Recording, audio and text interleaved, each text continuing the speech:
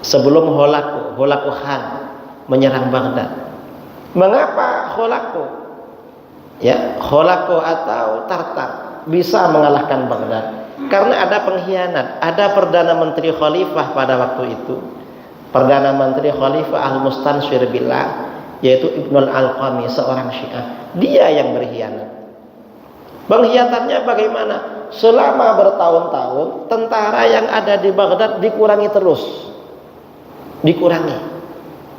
Tentaranya dikurangi sampai tentara di Baghdad itu tinggal sedikit. Bayangkan, ibu kota khalifah tentaranya sedikit. Setelah tentaranya sedikit, Ibnul Alqami kirim surat, sekarang waktunya nyerang Baghdad. Habis Baghdad. Artinya apa? Umat Islam ini kalau persatuannya kokoh, gak ada pengkhianatnya, gak bisa dikalahkan oleh orang lain, karena memang dijaga oleh Allah. Umat Islam ini kalah ya karena pengkhianatnya dari dalam, orang-orang munafik itu. Nah, dan umat Islam ini hancur karena ada saudara kita mencari dunia. Saudara-saudara kita mencari dunia, akhirnya umat Islam ini pecah seperti itu. Jadi artinya apa? Bahwa umat Islam ini keimanannya dijaga oleh Allah, sudah ada garansi dari Al-Quran. Umat Islam tidak akan syirik, artinya mayoritas mereka tidak akan kafir, tidak akan syirik. Ada garansi dari Al-Quran, ada garansi dari hadis. Karenanya kalau ada kelompok-kelompok suka mensyirikkan, dia yang salah. Contoh ya, orang Salafi Wahabi mensyirikkan umat Islam yang bertawassul, beristighatsah, bertabarruk, dia yang sesat. Mengapa? Tawassul, tabarruk, istighatsah ajaran Al-Quran dan hadis.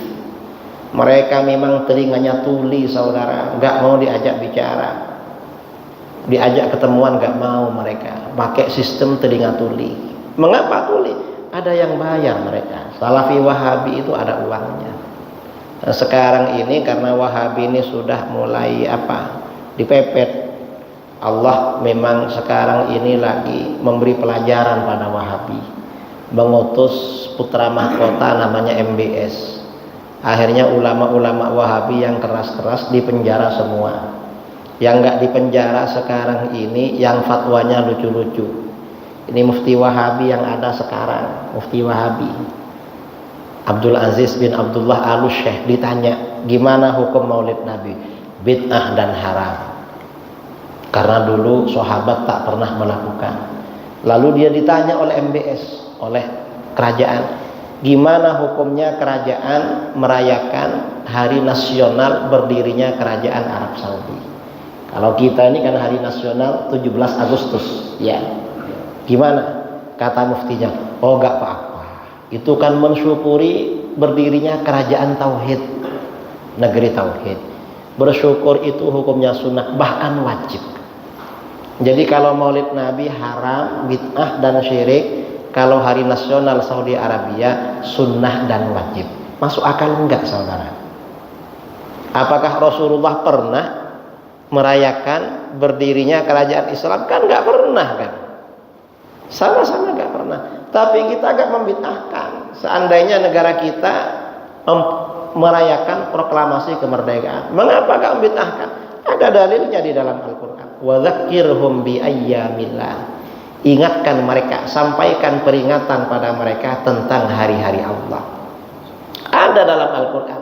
Karenanya kita ada Sumpah Pemuda, ada 10 November, kemudian ada hari kemerdekaan 17 Agustus, dan banyak hari-hari. Di dalam Islam ada hari-hari juga. Karena itu hari-hari Allah, hari-hari bersejarah yang dianugerahkan oleh Allah pada kita. Hari-hari di mana Allah memberikan kenikmatan pada kita. Kita ada Maulid Nabi, ada Isra Mi'raj, ada Nuzulul Quran, ada Tahun Baru Islam, dan hari-hari yang lain. Ada dasarnya. Cuma Wahabi karena aliran sesat, fatwanya ngawur-ngawur, saudara. Kalau cocok dengan kemauan raja, mereka sunnahkan, bahkan wajibkan. Tapi kalau gak cocok, mereka bid'ahkan. Dan memang fatwa-fatwa Wahabi ini sesuai dengan arahan pemerintah memang. Ada pernyataan dari bin Salman, ya, putra mahkota, nasyarna al-wahabiyah bi talabin minal gharbi. Kami menyebarkan faham Wahabi Ini karena order, request, pesanan dari negara-negara barat. Jadi Wahabi ini memang pesanan barat, Eropa dan Amerika. Tujuannya apa? Memecah belah umat Islam. Karena kalau umat Islam ini pecah, bisa mereka kuasai. Dan sekarang ini Arab Saudi sudah mulai cerdas, mulai melakukan perlawanan ke Eropa dan Amerika. Makanya sekarang harga gas, harga minyak itu naik, Eropa dan Amerika kelimpungan. Nah, ini artinya apa? Kembali pada tadi, mayoritas umat Islam tidak akan kafir dan tidak akan syirik. Dan barangkali ini yang perlu saya sampaikan, saudara-saudara, dalam kuliah subuh ini. Mungkin sebelum saya off-kan ada yang mau ditanyakan, satu aja atau dua.